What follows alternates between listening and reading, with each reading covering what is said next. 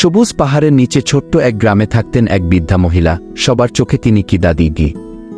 দাদির ছিল একটি বড় কলার বাগান। প্রতিদিন ভোরবেলায় তিনি বাগানে যেতেন গাছগুলোতে পানি দিতে, আগাছা পরিষ্কার করতে আর পাকা কলা তুলতে। কিন্তু একদিন দাদি দেখলেন গাছের অনেক পাকা কলাই নেই। কে যেন চুরি করে নিয়ে গেছে। দাদি ভাবলেন এটা নিশ্চয়ই গ্রামের সেই দুষ্টু বানরটার কাজ। পরদিন দাদি চুপচাপ বাগানের আড়ালে লুকিয়ে রইলেন। হঠাৎ ছপ করে একটা বানর গাছ থেকে নামল। তার চোখে চকচক করছে পাকা কলা দেখার লোভ। বানরটি গাছ থেকে কলা ছিঁড়ে ব্যাগে ভরতে শুরু করল।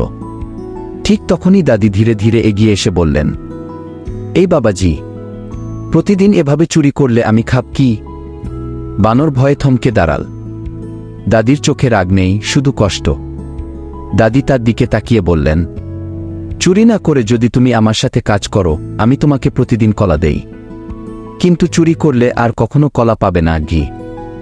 বানর কিছুক্ষণ চুপ করে থাকল, তারপর মাথা নিচু করে দাদির সামনে বসল। সে যেন বুঝে ফেল, চুরি করলে কেউ খুশি হয় না। সেই দিন থেকে বানর আর চুরি করেনি। প্রতিদিন সকালে দাদিকে বাগান পরিষ্কার করতে সাহায্য করত, পাতা সরাত, পড়ে থাকা কলা তুলে দিত আর দাদির পাশে ভদ্রভাবে হাঁটত। কাজের পর দাদি তার হাতে এগিয়ে দিতেন 3টা মোটা পাকা কলা। বানর খুশিতে লাফিয়ে উঠত। এভাবে দাদির বাগানও রক্ষা পেল আর বানরও শিখল, চুরি নয়, পরিশ্রমী সত্যিকারের সুখ দেয়।